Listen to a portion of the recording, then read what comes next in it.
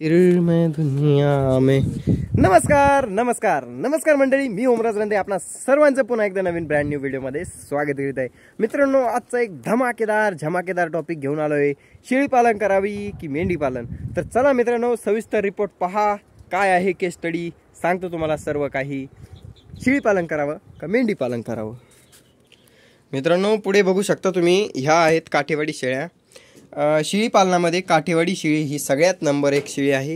हे तुम्हाला सगळ्याला माहितीच आहे, आणि माहिती नसलं तर माहिती करून घ्या की ही शेळी सगळ्यात जबरदस्त आणि नंबर 1 आहे. त्यानंतर मित्रांनो, करूया शेळी पालन आणि मेंढी पालनाची गोष्ट. तर शेळी पालनामध्ये सगळ्यात मेन 2-3 ज्या जाती पाळल्या जातात त्या म्हणजे आपल्यावाल्या एक गावरान उस्मानाबादी, दुसरी काठेवाडी, गुजराती काठेवाडी आणि तिसरी बिटल पंजाबी, अशा 3 जाती ह्या मेनली पाळल्या जातात. त्यानंतर एका बकरीचा वार्षिक उत्पन्न जर म्हणलं, चांगल्या गावरान बकरीचं जर वार्षिक उत्पन्न म्हणलं तर फक्त 2 पिल्लं असतात. आता नॉर्मल सांगतो, 2 पिल्लं असतात वर्षाकाठी. तर वर्ष किती दिवसाचं? तर वर्ष फक्त एक 8 महिन्याचं एक वर्ष समजा, असं जर धरलं 8 महिन्याचं एक वेत, त्याच्यामध्ये 2 पिल्लं तुम्ही एका शेळीची विकू शकतात. पिल्लं किती हजार रुपयाला जातं तुम्हाला माहिती आहे. 4-4 हजार रुपयाला नॉर्मली पिल्लू जातं, म्हणजे एक 8,000 रुपयापर्यंत एका वेताचं तुम्ही उत्पन्न गावरान उस्मानाबादी शेळीपासून घेऊ शकतात 8 महिन्यामध्ये. म्हणजे 15 महिन्याचं जे 1 वर्ष असतं शेळी पालनामध्ये, त्या एका वर्षामध्ये एका उस्मानाबादी गावरान शेळीपासून तुम्ही एक 8 आणि 8 16-17 हजार रुपयाचं उत्पन्न फिरस्ती शेळी पालनामध्ये घेऊ शकतात, विदाऊट एनी खर्च. म्हणजे खुराक द्यायची गरज नाही, कायचीच गरज नाही, फक्त पिल्लांना थोडंफार चारा पाणी करावं लागतं, तेवढंच. आणि त्याच्यानंतर येतो विषय मित्रांनो, काठेवाडी शेळीपासून कमावता येतं जवळपास 12 महिन्यामध्ये 20,000 रुपये, 15 महिन्यामध्ये 20,000 रुपये जरी धरले तरी चालेल. आणि बिटलपासून कमीत कमी 25,000 रुपये तुम्ही कमवू शकता वर्षाकाठी. त्यानंतर मित्रांनो, विषय येतो मेंढीचा. आता मेंढीपासून किती तुम्ही कमवू शकता? तर मेंढीपासून मित्रांनो, कमीत कमी वर्षाला तुम्ही, म्हणजे जे 15 महिन्याचं 1 वर्ष आहे मेंढी पालन शेळी पालनामध्ये, तर त्यामध्ये तुम्हाला 2 पिल्लं ही एक मेंढी आरामशीर देत असते. आता मेंढीचं मित्रांनो, शक्यतो दूध तुम्ही काढू शकत नाही, कारण मेंढीला दूधच फार कमी असतं, पण तिचं पिल्लू आरामशीर ती पोचते. तर जर एक 10 मेंढ्या ठेवल्या तर त्याच्यामध्ये तुम्हाला वर्षाकाठी कमीत कमी 2-2 पिल्लं सगळ्या मेंढ्या ह्या देत असतात. 7 महिन्याचं तिचा एक 7 ते 8 महिन्याचा एक कालखंड असतो, त्या 8 महिन्यामध्ये एक झोपतीचं होत असतं. तर 15 ते 16 महिन्याचे या वर्षामध्ये ती 2 पिल्लं देत असते. म्हणजे 10 मेंढ्यांमागं तुम्ही 22-23 पिल्लं आरामशीर विकू शकता. एक अर्धी त्याच्यामध्ये 2 पिल्लं सुद्धा देते. तर त्या हिशोबानं जर बघितलं तर मेंढ्या ज्या असतात त्या मेंढ्या आपल्याला वर्षाकाठी 15 महिन्याच्या वर्षामध्ये कमीत कमी 2 पिल्लं देत असते. आणि मेंढीचं पिल्लू हे खूप झपाट्यानं वाढतं मित्रांनो.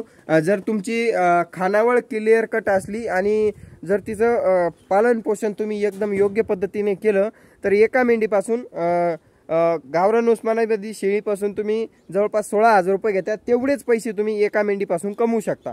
पण आता जर तुम्हाला करायचंच आहे तर माझ्या मते तुम्ही मांडगाळ क्रॉस ज्या असतात, विजापुरी मांडगाळ ज्या मेंढ्या असतात, त्याच्यामध्ये जर काम केलं तर त्याच्यामध्ये पैसे वाढून मिळतात, कारण ती पिल्लं वाढतात खूप फास्ट आणि काहीही खाते मित्रांनो. मेंढी ही काहीही खाते.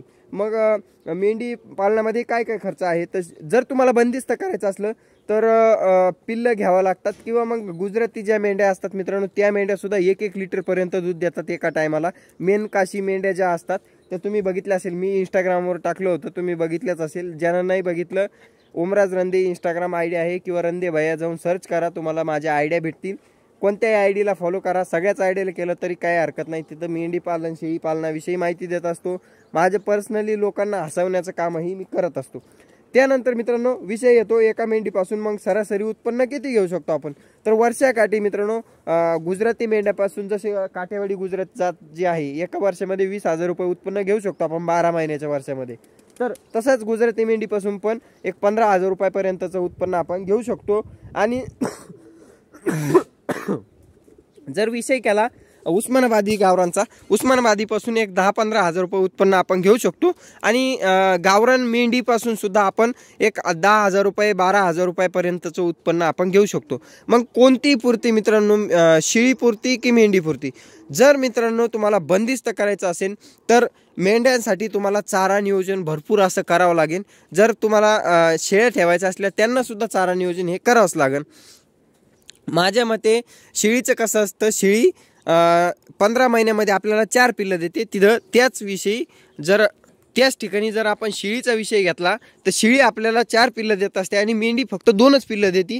तर एवढा फरक मात्र पडतो. आणि तुम्ही कधीही पाहाल मित्रांनो, ज्या ठिकाणी तुम्हाला समजा कितीही काय झालं, एक पिल्लू जर दिलं समजा, ते कितीही वाढलं तर तुम्ही एक पिल्लू 8,000ला विकशाल, पण 2 पिल्लं 5-5 हजाराला जरी गेले तरी 10,000 रुपये होतात.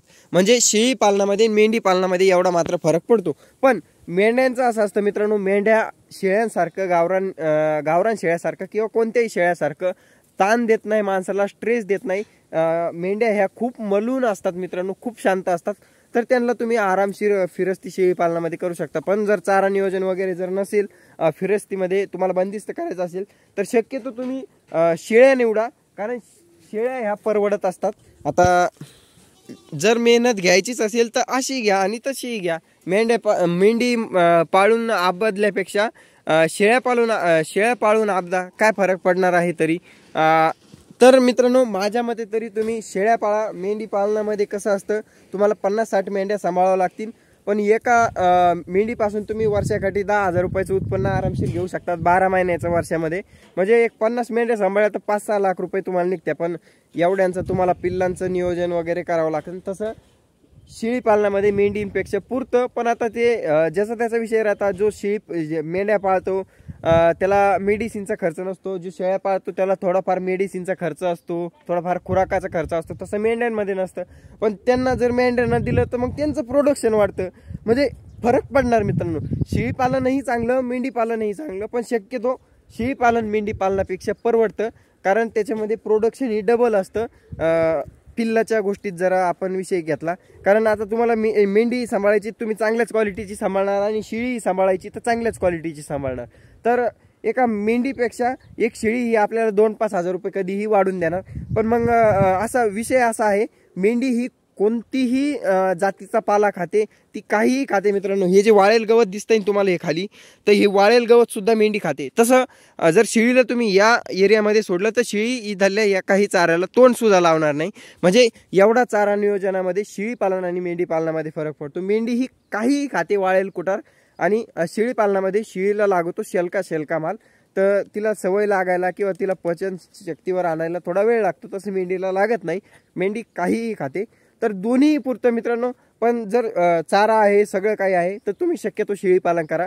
जर चाऱ्याचं थोडंफार उपरणीचं असेल तर मेंढी पालन करा.